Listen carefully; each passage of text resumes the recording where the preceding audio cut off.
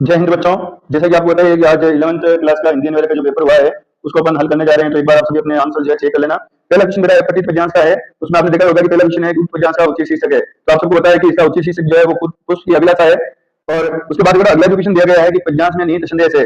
तो पद्यांश में जो नीति संदेश है, आपको पता है बेटा अपना जीवन देश सेवा में समर्पित करना चाहता है फूल, तो उसके लिए आपकी जो तीसरा ध्येय जो होगा वो सही होगा। उसके बाद बेटा तीसरा क्वेश्चन है मुझे तोड़ लेना वनमाली, ये कथन किसका है? तो आपको पता है ये कथन जो है कथन पुष्प का है, फूल का है। उसके बाद बेटा पद्यांश में पुष्प की कौन सी भावना प्रकट हुई है? तो इसमें आपको बेटा आपके जो देशभक्ति की भावना और इसके साथ साथ बलिदान की भावना, दोनों ही आंसर इसमें सही है, क्योंकि दोनों ही बातें जो है पद्यांश के अनुसार बताई गई है। इसके बाद बेटा अगला क्वेश्चन है कि पुष्प की अभिलाषा है। तो पुष्प की जो अभिलाषा है वो आपको बताइएगा कि शहीदों के चरणों में चरण रज को स्पर्श करना, ये जो है फूल की इच्छा थी। पहली माला कौन नहीं बीनना चाहता है? तो पहली माला आपको बताइएगा कि पुष्प जो है वो प्रेमी माला बीनना नहीं चाहता है।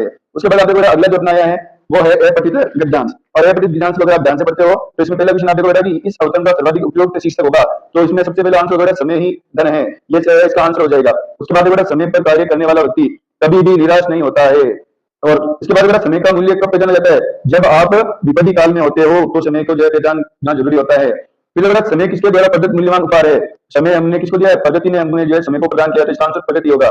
फिर बेटा कौन सा विद्यार्थी असफल नहीं होता है? समय पर पढ़ाई करने वाला विद्यार्थी, नियमित पढ़ाई करने वाला विद्यार्थी कभी भी जो है असफल नहीं होता है। फिर बेटा निम्न में से क्या कभी लौटाया नहीं जा सकता? तो बीता हुआ जो समय है वो वापस कभी लौटाया नहीं जा सकता है। उसके बाद बेटा गाने का ऐसा अंदाज जो एक आम आदमी को भी भाव विमोह कर दे, लता के गानों में 100% उपस्थिति किस विशेषता में ये कहा गया है? तो ये आपको बताइएगा कि संगीत की जो विशेषता होती है उसको गानपन बोला जाता है, कि गानपन इनका आंसर सही होगा।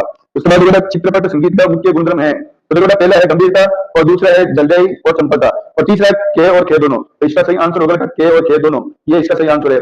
उसके बाद बेटा राजस्थान की रजत बूंदे रचना में आए बसोली शब्द का सही अर्थ है या बसोली शब्द का तात्पर्य है? बसोली शब्द आपने अच्छी तरह से समझा बेटा कि छोटी डंडी का जो छोटे पावड़े जैसा जो औजार होता है जिसे जंगली परिवार के लोग काम में लेते हैं, तो उसे जो है बसोली कहा जाता है। उसके बाद बेटा अगला जो क्वेश्चन है रेगिस्तान आगे आपके व्याकरण संबंधित। तो आप बताइए जिन शब्दों के स्वरूप में लिंग वचन काल पूर्व एवं कारक आदि के प्रभाव से कोई विकार नहीं होता है, उसे कहते हैं, उसे बेटा आपको बताया कि अविकारी शब्द कहा जाता है। क्या कहा जाता है? अविकारी शब्द। और उसके बाद जिस अवयव शब्दों का द्वारा हर्ष, शोक, घृणा, हास्य इत्यादि भावों को अभिव्यक्ति होती है उसे अवयव कहते हैं। वो कौन सा अवयव होगा?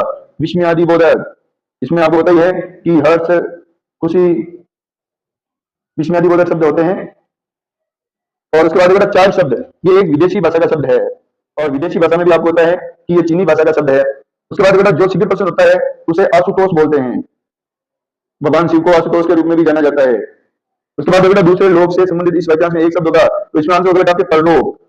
दूसरा लोक का मतलब होता है परलोक। और उसके बाद बेटा मुख्यतः वाक्य के दो अंग होते हैं, उद्देश्य और विधेय। उसके बाद